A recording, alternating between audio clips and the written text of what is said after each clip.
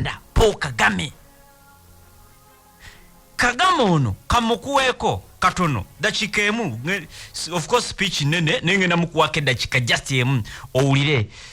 When it comes to Africa, I'm sure many people in this audience will have made the same observations. Owuliriza gamba bwe kituuka ku Africa era nkakasa n'abantu abali wano mu audience eno namwe mukoze observation okuzuula kwekumu kyemuzudde kyekimu. I think we must take responsibility and accept our failures in tulina okutwala obuvunaanyizibwa tukkirize wawe tulemereddwa dealing with these matters. Era tuzuule tudiirinze tutya n'ensonga zaffe zino we tulemereddwa. For example, relating to what President Obasanjo has just said. Ekyokulabirako President Basanjo kyayogeddeko on the case of Boko Haram, or you can use ku kintu kino ekyaba Boko Haram wano abatigomye eggwanga beta Nigeria. Use that for many other cases. Agamba tusobola okukozesa ekyo nga sample ku bintu ebirala byonna Paul Kagame. For me, when I'm watching on television and I find our leaders, nze bwe ndaba ku TV nendaba abakulembe African leaders who should have been working together all along to address these problems that commonly affect their countries. Abalina okukolera awamu okukola ku nsonga era ezibalumira ewamu. Wait until they are invited to go to Europe. Ne balinda paka nga babayise mu Europe. Ebyo Professor Lumba yatera okubyogera katono Paul Kagame nti abakulembeze ba Africa babayita ne babateka mu hoteli egundi ne babayo billioni nga nkaga ne bagaba nao babuli omafunyeko 15,000 naye nga abazungu be babayise tebakinaako buzibu. To sit there and just oyo Paul Kagame. It's like they are made to sit down and address their problems. Inti kakati bo balinga bebagamba mwe mutule wansi ebizibu byammwe ate abalala babikoleko. Why does anybody wait for that? Lwaki omuntu alina okulinda ekyo? What image does it even give about us? Kifaananyi ki kye tusiiga eri ensi yonna ffe abaddugavu ffe affe ng'abaddugavu Africans. In fact, the image it gives is that we are not there to even address these problems. Era ekifaananyi kye kisiiga eri ensi nti tetuliwo kukola ku bizibu byaffe ffe ng'abaddugavu ffe ng'Abafrika Abafirika. We are there for a photo opportunity. Tuli awo nti kufunayo kifaananyi n'abakulembeze ne Putin ne ono Jinping we China. We are happy to sit there in Paris with the president. Baba basanyufu nnyo okutuula eyo mu mbiri President of France ne president wa Bufaransa Macron kyokka wa myaka simanya 39 mugumu awo ffe abaffe bali mu 8 9 10 2 and just talk about addressing problems. It doesn't make sense that our kikola makulu yadde leaders cannot get themselves together nti abakulembeze baffe tebasobola kwekwanya ne beegatta address problems affecting our people. Ne twadressinga kugamba ne tufuna amagezi solution eri ebyo challenges z'abantu baffe betukulembera. Paul Kagame basebo ne banyabo speech mpomu nnyo wonna osinda okubanga otumbudde mbu mwasuubiza yali ani famire y'omugenzi mbu Dani Kyeyune eyakubwa amasasi nti mwabasuubiza okubawaayo ko kantu mbu paka n'olunaku olwaleero. Era olunaku lwa Jombaka Lather Kansala James Mubiru yatuuseeko mu famire eno nabadde mbigoberera ku gundi nange nenzijukira omugenzi Dani Kyeyune yali ayina maama we yalina omukyala n'omwana mbu baali bamusuubiza ensonga mbu baali bayogeddeko ne famire nga bagenda kubaako akantu ke babawa. Of course obulamu bo tebusobola kukomawo naye kiba kirungi we babayoko ke babawaddeyo nabo ne beeyagala. so kati kiwe sikyogerako of course n'ensonga ziba mpitirivu wakati mu kufuna obwenkanya naye eyo ndowooza tuvuddeyo kansala James mu birundooza yabatwaliddeyo ko ku bintu bisobola okubabeezaawo mpola era ndowooza yagenda okuteekayo bagiyita civil shoot ajukize gavumenti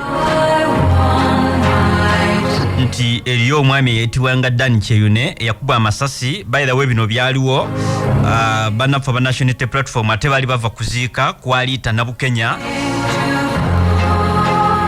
mujjukira ebyali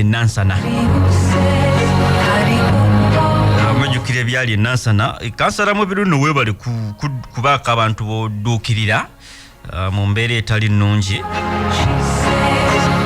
osinga ababaka bamwe bangi ngamba ba National Unity Platform abataddangamu yadde n'okugamba nti gundi waliwo abasajja bankubira essimu nze bansiba kuba oyo mwami naye okuva eyo nze nali sirinyangako mu kkomera wa National Unity Platform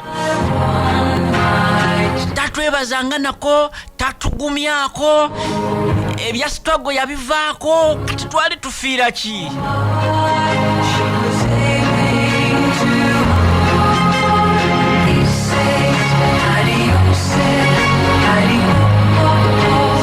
His Excellency Yoweri Kaguta Museveni President yakulembera eggwanga lino ayina emyaka emirala 5 kyemaze otegeerako nti yali wakwogerako ku nsonga za COVID-19 wawe tutuuse naki kye tulina okuzzaako however kkiriza oba gaana agenda gattamu ensonga z'obutebenkevu bw'eggwanga lye bayita Uganda.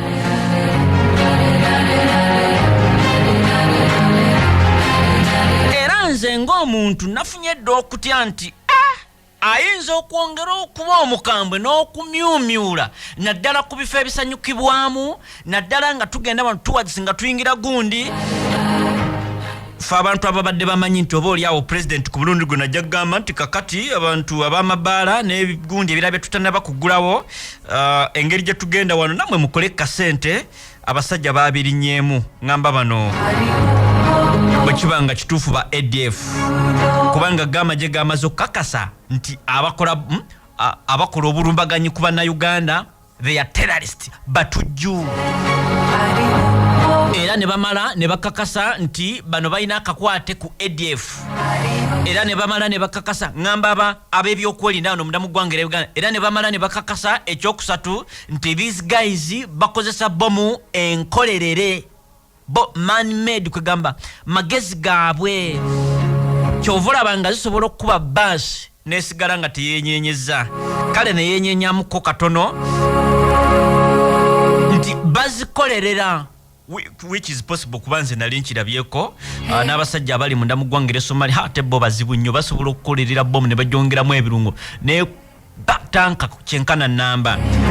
Twabadde tusuubira nga president w'eggwanga erya Kenya Uhuru Muigai Kenyatta ku lunaku wiiki emu emabega bwe baali bajaguzaaki bino byonna yabijjawo curfew was lifted curfew baamugjawo ffe twabadde tusuubira ku mulundi guno president Yoweri Kaguta Museveni yandibadde aseeseetula curfew n'atandika tisi ku ssaawa nga 3 ez'akawungeezi bamama baffe abakola akawungeezi waliwo Ogi wange Nansamba muzukulu wa Nabikande awasiika enkoka yeyagale n'abalala bonna mikwano gyaffe abatetenkanya naddala abakyala bamama baffe baganda baffe basenga abatetenkanya akawungeezi awo basobola okweyagalako so twabadde tusuubira president Yoweri Kaguta Museveni ku mulundi guno yandigambye kafyu mwongezayo paka ku ssaawa atirisi 3 kubanga munda mu ggwanga erya Kenya litusinga cases erya COVID-19 batusinga abantu abafudde COVID-19 naye bo kafyu bamugjawo lifted tutaali tusuubira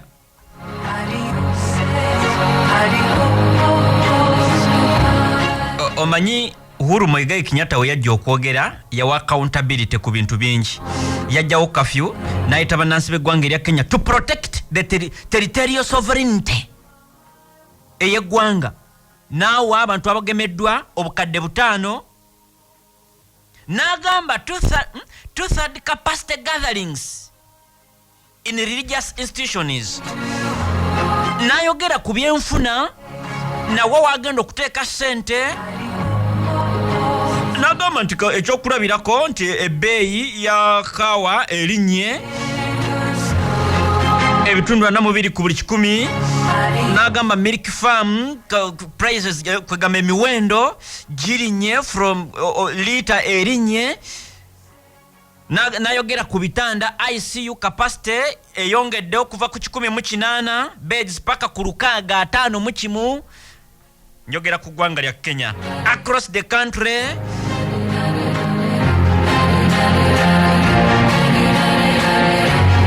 Era n'ayogera ku stimulus package ze bazze bakola ne bye bagenda okukola ebirala. Era n'agamba gundi yaabwe ya coffee batadde 1 billion for okumala interventions billion era ng'egenda. N'agamba kakati wano mu by'okusoma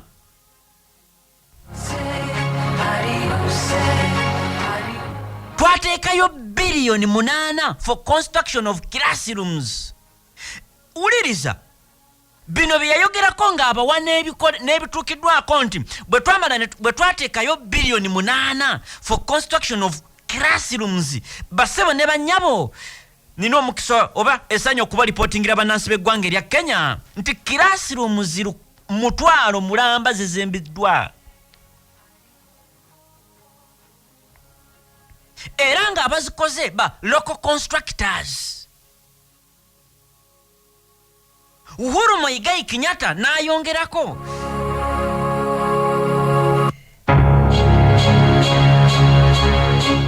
nti wakati mu COVID twakwata billion 3.2 billion ne tuziwa Ministry of Nanzibwa ku by'obulamu to construct 5 new level 3 hospitals across the country. Nti amalwaliro amapya to construct 50 new level 3 hospitals across amalwaliro 50 agali ku level 3.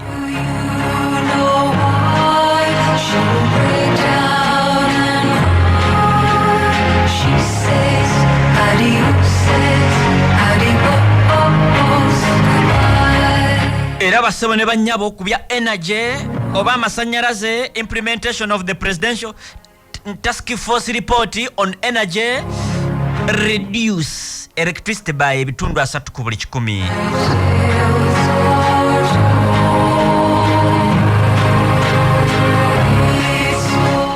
Era n'abalaga nti abo abayina loans below 5 million from October 2020 to date will not have that.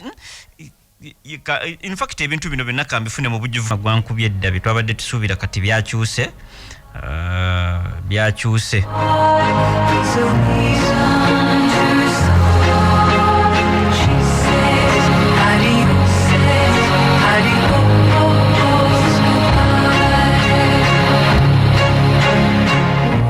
Njagala kuwakakisa wano. Njagala kuwakakisa kubanga byenandyogeddeko katulinde president nalabye ne minister of Nanzibwa ku nsonga za wano bamuyita General David Muhoozi eyali aduumira amagye bwe yagavaako General Mbadi n'agaddako kakati ekyewuunyisa mwana wattu ono ye junior wa Otafire kyokka mu ranka ono asinga. Nkikuddiremu katoba tebibasuha naye Otafire akyali ku ebyo. Alinga General Sejjusa bamukyaza ku radio ne bamubuuza kakati omwogezi w'amagye by then yali Pada Nkunda. Omwogezi w'amagye yakukkiriza okujja okwogera nti who is Pada Nkunda? Is just a young boy. Who is he? Nga baba.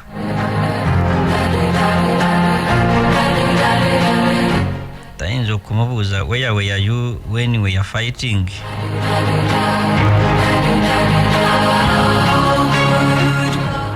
N'abaludde oluvuganya gavumenti nga bakulemberwamu Mpuuga olunaku lwajjo babadde boogerako eri eggwanga naddala ku bigenda mu maaso nga basaba gavumenti ereme kukozesa butujju buno to score kye bayise to settle political scores.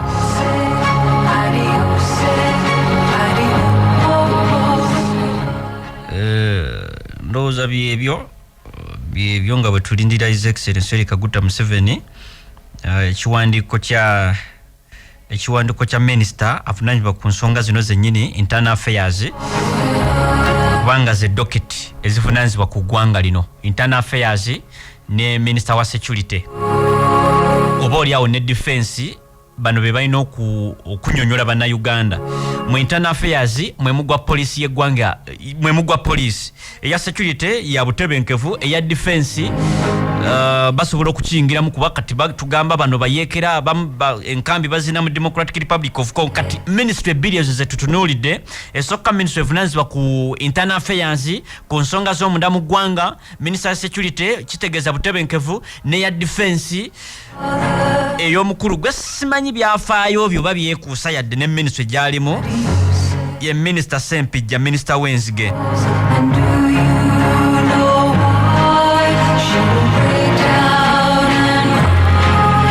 So kati minister wa internal affairs General David Muhoozi yayogedde eri ababaka ba parliament olunaku lwajjo nga bamubuuza ebibuuzo era bamubuuzizza sebo olijja no maje nti ye gwe minisita w'ensonga za wano munda mu ggwanga nti ye kijja kitya eggwanga lye bayita United Kingdom ng'abuuza bino ye speaker wa parliament. I saw an alert from the British High Commission about a terror threat and in a matter of hours it happened. Kitegeeza ki?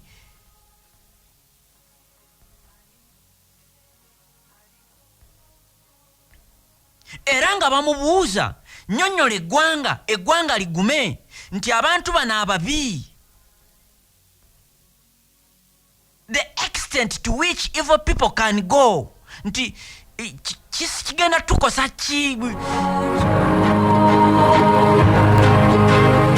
Of course n'ababaka abalala bangi MP Jonathan Odu wa UPC yabuuzizza omubaka MP gwe bayita Namanya wa FDC yabuuzizza n'abadde ndaba n'abalala bangi nga babuuza minisita ono nga bwayanukula mpola mpola. Kankuwa kakisa success nkutadde success webale kuweereza mukamange naawe okuwuliriza ebono oline mukwano gw'omeero gotiso wanguzi nga nsinze nakifuma essebo amaanyi gayisirwe eyo okubeera nti okwatagana ne ADF gavaawa okubeera nti tesobola na nsi yonna wanje ate nga gavaawa okubeera nga n'ensona tesobola gasaanyaawo ate nga obutujju baalangirirwa eri ensi yonna nti bwabulabe eri ensi yonna sigere nimero gotiso wanguzi nakifuma kale wona osinda okubanga otumbudde ekibuuzo kirungi wakuba kigazi. Kyenyinza okugamba basebo ne bannyabo mmwe abawuliriza mukimanye okuva kati nti owaava abasajja ba Al-Qaeda waddawo bano abasajja bazibu nnyo era okusinziira ku listi okuli abasajja abatujju, abasajja abaatandika awo mwaka gwa 2014 Islamic State sometimes bamanyiddwa nga the Islamic State of Iraq and Levant, ISIL. Abamu bakiyita Islamic State of Iraq and Syria. Group eno is a militia kwegamba oba nkiyite militant Sunni Islamist group. Basajja balina doctrine yaabwe mwe bakkiririza era essaawa zino be bakulembedde obubinja bw'abasajja abazibu ennyo. Akabinja kano katandikibwawo omusajja gwe bayita Abu Musab al-Banawi era ne kafuna kye bata global prominence Global prominence kitegeeza nti waliwo ebikolwa bye musooka okukola ne bibatwala ne bibasindika ku mutendera gw'ensi yonna nga wawulira the world pandemic covid nti yasansanira ensi yonna kati bano baafuna kye bata global prominence mwaka gwali gwa 2014 nga bali munda mu ggwanga erya Iraq n'ebibuga ebirala mu western Iraq bakola offensive ez'omutawaana ne bawamba n'ebibuga. They captured some cities. Era mujjukira masaka gye baakola. Balina obukulembeze obuliwero established and organized ng'oggyeko omukulu yabatandikawo Abu Musab al-Banawi. Balina obukulembeze former leader bamwita Abu Bakr al-Baghdad. Baina deputy leader mu Iraq Abu Fatima al-Jahish. Baina deputy leader mu Syria Abu Ali al-Abal oba Anabal. Baina deputy leader munda mu ggwanga erya Libya bamwita Abu al-Najid. Baina military chief Abu Saleh Obadia oba Obed. Baina head of akulira Shura Council Abu Akran al-Ameli. Baina abogezi chief spokesperson Abu Muhammad al-Aden. Baina chief of Syrian military operations avunanyizibwa ku bikwekwete Syria Abu Osama al-Shishan. Baina minister avunanyizibwa ku ntalo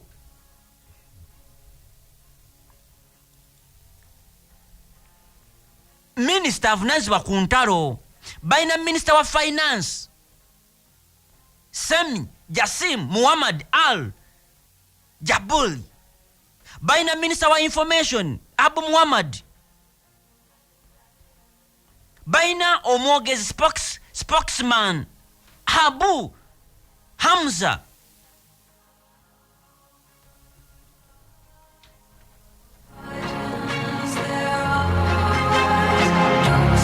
al-Quraish. Babadde okuva mwaka gwa 1999.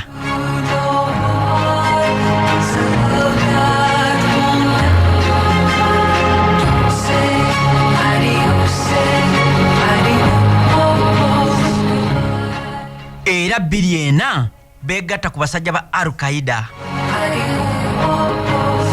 Era naku mwezi nga 13 Oktoba mwaka gwa 2006 ne beerangirira as an Islamic state in Iraq.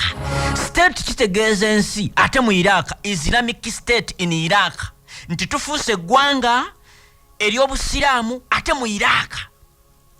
Era nga 18 mwaka gwa 2013 enaku mwezi nga 8 April mwaka gwa 2013 ne barangirira nti amatwala agamu territory of Levant na biki byonna bagala kubikutulako bifuuke ebyabwe. Of course butandika okwogera ku basajja bano balina ebyafaayo gwe ky'obumanya basajja bazibu nnyo babawo nsonga y'amaanyi okujjako ambassador okuva munda mu ggwanga beta United Kingdom, European Union, Germany, Bufaransa, UN basinkanye dda Prime Minister gwe beta Abdallah Hamdok at his residence mu kibuga kibata Khartoum.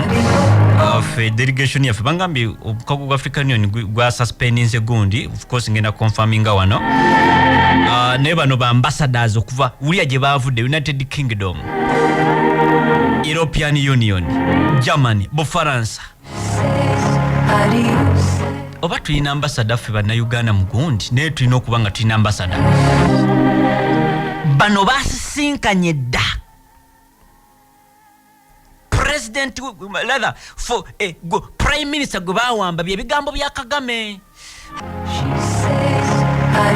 The United Nations Integrated Transition Assistance Mission munda mu ggwanga erya Sudani jo lwabadde lwa kusatu enaku somezi nga 27 mwezi ogw'ekkumi mwaka gwa 2021 UN Secretary of State Anthony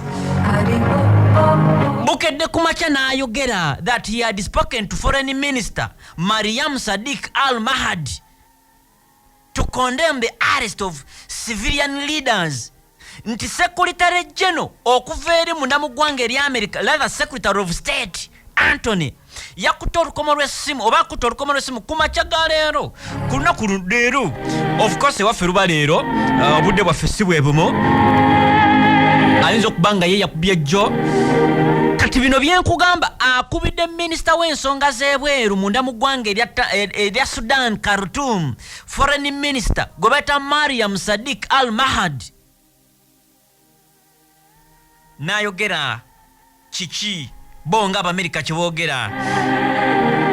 Era ono Secretary of State ow'eggwanga erya America agambye he said they had discussed how the US could support Sudanese people call for the return of civilian democracy.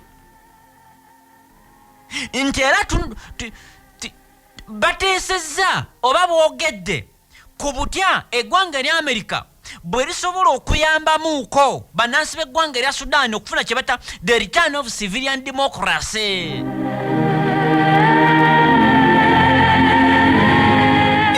Omumerika yayiwayo abantu wano, yakoma ku meeri, simanye meeri nti akati kano kawedde, Omumerika ali ku saidi yaffe.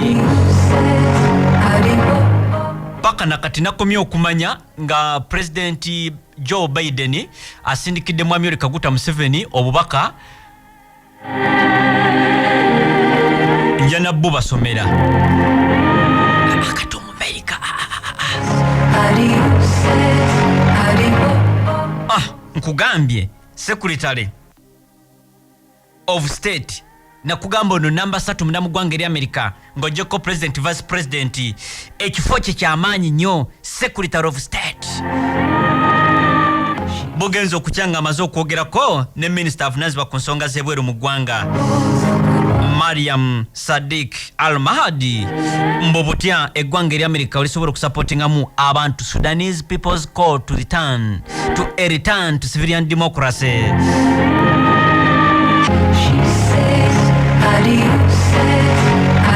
Era ng'ogyeko ebyo United Nations Special Envoy yayingidde dda munda mu ggwanga lino, bonna basaba kye bata restoration of constitutional order munda mu ggwanga erya Sudaani nti kye kisinga okuba critical essaawa zino era ekyobwangu.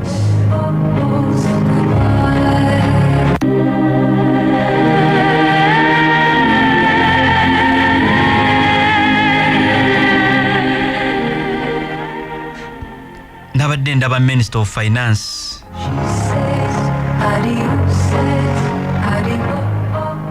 n'abakulembeze abalala nga boogera ku byabaddewo, naye nga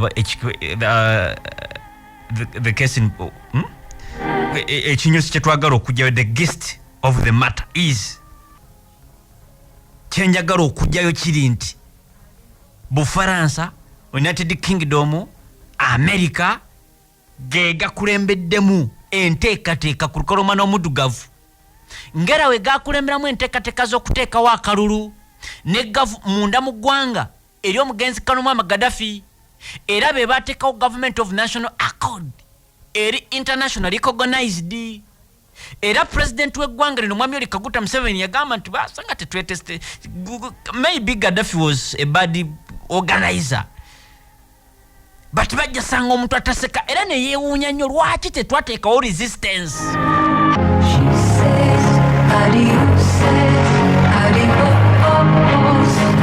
Singa naffe tutula mu kago gaffe ogwa African Union ne tuyisa resolution ezaffe ne tugamba kale amagye agalina okugenda mu ggwanga bwe riti ejjenga lyaffe lya Afrika, era ne tuyisa ne tugamba nti kakati visa nga onolaba nti ensi ebeera ne kye bayita issues za internal affairs, these are our internal affairs. Era government yagamba nti Abamerika tebalina kuyingira mu domestic affairs, mu gundi zaffe, mu nsonga zaffe ezo. We are sovereign state, twalina obwetwaze. lwaki tuba n'obwetwaze nga tulina nga tuyisaawo byaffe ne tutaba na bwetwaze nga batuwa ssente na buli kimu n'obuyambi.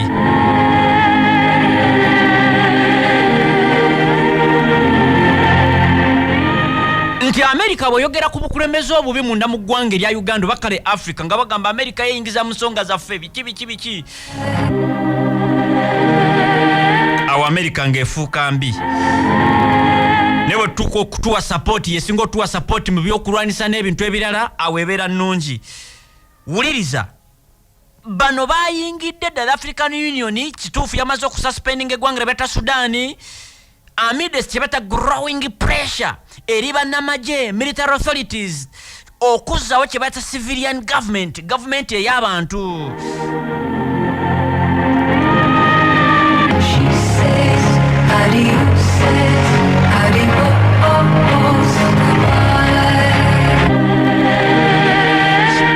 Gamba mangu ddala at least government ng'ebaddewo let the military authorities ab'obuyinza bannamagye balonde let them appoint a civilian prime minister and let that civilian prime minister appoint his government. Nti bateekewo civilian prime minister basebo ne banyabo newankubadde nga kale taba nnyo na buyinza naye bwe balonda civilian prime minister kitegeeza bamuwadde kyebata executive powers ng'amawanga agayina ba prime minister nga balina obuyinza. Example munda mu ggwanga erya Ethiopia tosobola na kukkiriza nti eggwanga lyebata Ethiopia liyina president ate nga mukyala.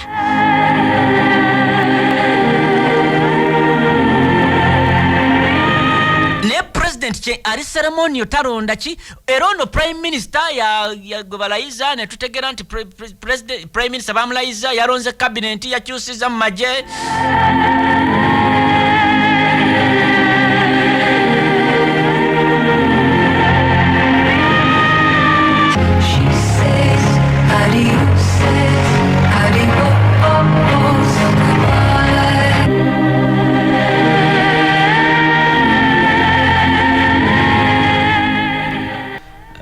United Nations ya mediating elections era ne baziteekawo December nakuso mwezi nga 24 egenda kuleeta akalulu kano kalina okuleeta Libya's first post Gaddafi non-interim government to power. Oba okitegedde kyenjogedde the first Libya's first post Gaddafi non-interim government to power. Nti president agenda okusooka oba kale obukulembeze obugenda okusooka nga buno obukulembeze si bwa interim nga si interim government y'ekiseera babadde bakulemberera emyaka kati nga 10 kachanga kanuma Gaddafi attibwa nga babeera n'obukulembeze bwa kiseera gundi atwalako kiri ekiwayi gundi kino nabo ne bateekawo ne bagamba gugenda tukulemberamuko interim leadership. Singa akalulu kabawe nakuso mwezi nga 24 December nagamba akalulu kano possibility waliwo kasobola obutabawo naye waliwo chances nti kajja kubaawo. However abatawangule kalulu immediately tebagenda kukkiriza bwe banagana akalulu tebajja kubeera nga Kyagulanyi tebajja bateeka kwa house arrest ekigenda okuddira emundu egenda kudda mu etokote ebibinja bigenda kudda mu byekutuleko ekirungi nti bajja kubeera ne president gubajja orifaringako nti president w'eggwanga lino nga bwe tulaba munda mu ggwanga erya South Sudan nti balina president Salva Kiir Mayardit tebabeera nga yadde n'akalulu ne president waali ate nga mwana wattu sina mulonde kati ejja kuba step emu.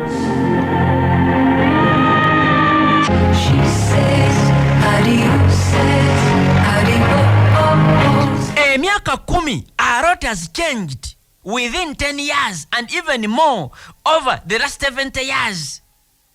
Kachange eggwanga ne lifuna obwetwaze ne lifuuka sovereign Libyan state eryali created mwaka gwa 1951 enakuso mwezi nga 24 December. In fact lunaku ate bagenda okubeera n'akalulu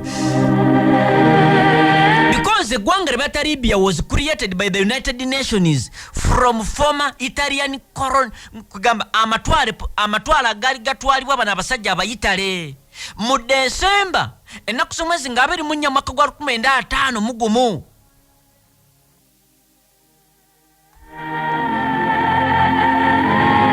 It was the culmination of the process whereby Anglo-American leaders coordinated and a compromise solution that gradually received buy-in from rival powers.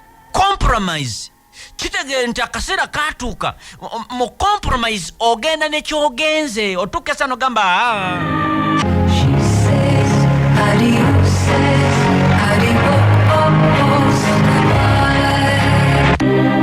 era ebiseera ebyo eggwanga lye bayitanga sovereign union, Egypt, Bufaransa,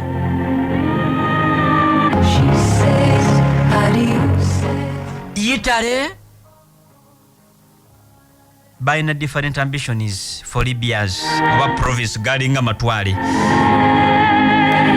naye twogera ku ggwanga eryekutte libayita Libya nga ne Kanumwama Gaddafi tannafuuka president kuba Kanumwama Gaddafi yawamba buwambi obuyinza ate nga bujja kukojjawe kyenkana ku myaka 27 ku myaka 29 awo yawambira paka kuttibwa myaka 40.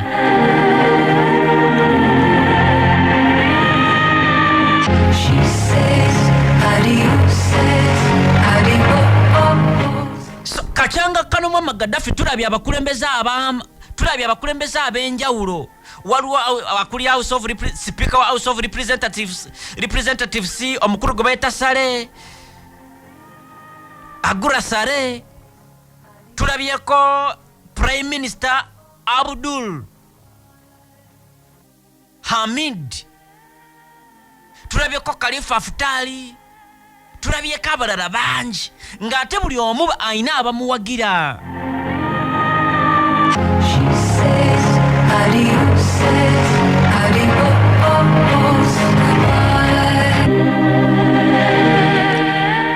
Bassebo ne bannyabo emyaka 10 emabega omugenzi Kanumwama Gaddafi yali supapa ku lukaloma n'omudugavu oba oliawo ne munsi yonna ng'akwata ekifo kya kumwanjo.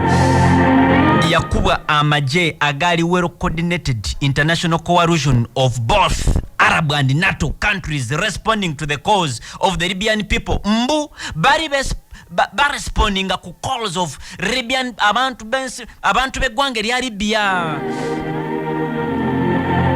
Era bagamba mbu it was an example kyali kyakulabirako of win-win corrective action.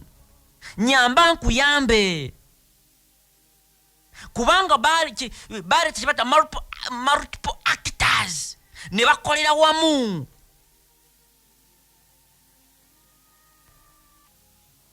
Hope esubi lyagwa mu bantu beggwanga erya Libya. Era wakati mu kalulu ngenda kukuleetera the search of the golden gun. Emundu ya Kanumwama Gaddafi olabe munamoli w'omukutu gwa BBC bwe yadda munda mu ggwanga lino kiki yasanga abantu nga bakaaba amaziga nga bagamba without twali tuwonya omusota. Little did we know nti ogubadde omusota ogumu gwe tubadde tulwanisa munda mu ggwanga lyaffe gigenda kufuuka emisota mingi kati wano we tuli munda mu ggwanga lyaffe eri omugenzi Kanumwama Gaddafi. Nkugambye ngenda kukuleetera the search for Gaddafi's golden gun. Omuyigo gwe mundu y'omugenzi Kanumwama Gaddafi ng'omuvubuka yali mu ka-t-shirt akabbululu ng'awanise mundu ng'ayina ekikoofiira ku mutwe ng'abamu abamuwanise batudde ku bibegabega bamaswabbo baba basohaba bayina ebirevu bikoma eno. Bino byali bifaananyi ebyakwasibwe kyebayita mobile phone. Era bino ebifaananyi byakwatibwa ennaku mwezi nga 2 October omwaka gwa 2011 nga biraga a young man in a blue t-shirt era nga ayina baseball cap.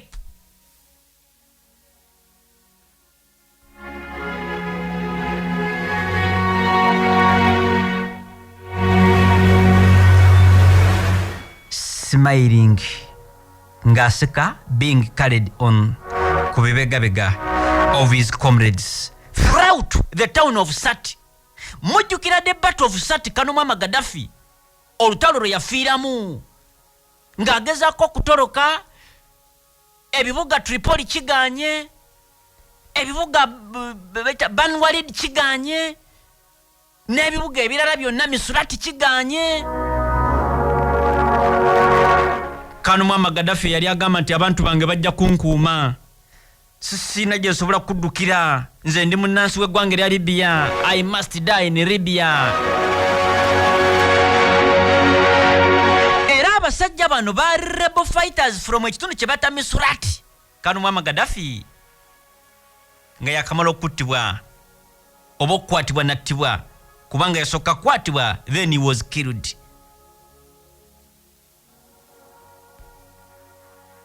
Emundu eno yali personal gun nga gye basanga n'omusajja Kitatta Abdallah mbo bamusanga n'emundu ya Golodi.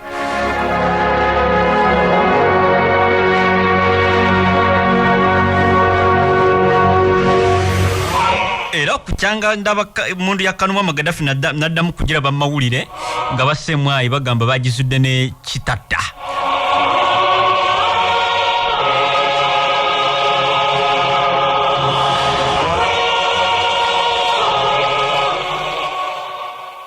Embeera eyaliwo omugenzi Kano Muammar Gaddafi, a group that calls itself Islamic State, gye twogeddeko.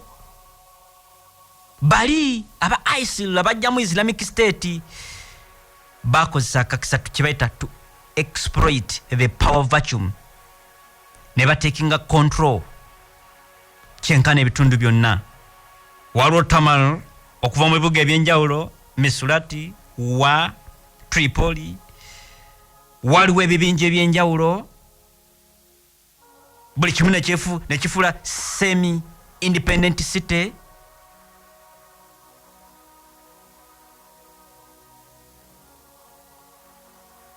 Basebo ne banyabo first contact mu muyiggo guno bamuyitanga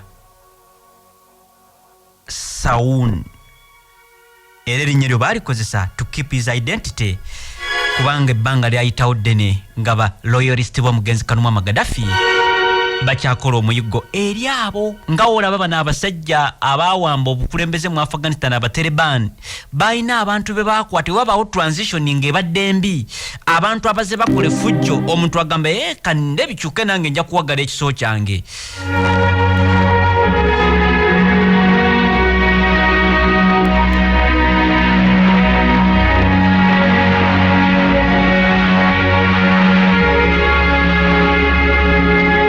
Emboozi eyo girindirire. Omanyi n'omusajja eyalabika nga ye Omlan Shaban, one of the fighters who captured Gaddafi. Biki ebyabatuukako? Baalabikira mu butambi. Ekintu ekyali eky'obulabe. Baroyalist b'omugenzi Kano Muammar Gaddafi baatandika okubayiga. Era nga mu mbeera y'obutujju buno bw'oba omanyi omutujju face to face ng'omumanyi n'amanya todda mu kamera n'ogamba nze mumanyi oli kusimanyi ku gundi ku mawulire nze mumanyi namulabye because ajja kujja kusanya nti gwe bagenda okukozesa ekijja okuddirira mu bulamu bwo tojja kukyagala kubanga waliwo kibeta Iran nuclear talks zigenda kuddamu mu mwezi gwe gugoberera guno November. Iran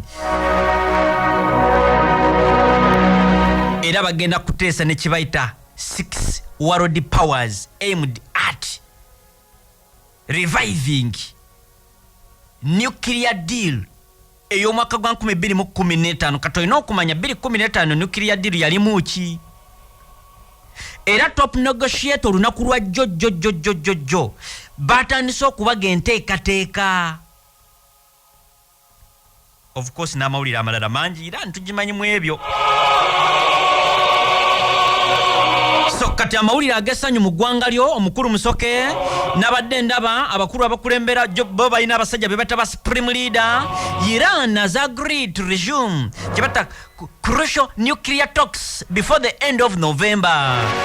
The country's chief nuclear negotiator Ali Bangari Khan yatadde ku mukutu gwa Twitter olunaku lwabadde lwajjo. Era Iran yeri omusajja America gwe yattisa emundu paka n'olunaku lwolwo nga tennategeerekeka. Science eyali ow'omutawana mu kuweesa ebyokulwanisa eby'obulabe. Iran bassebo ne bannyabo yatta busyo.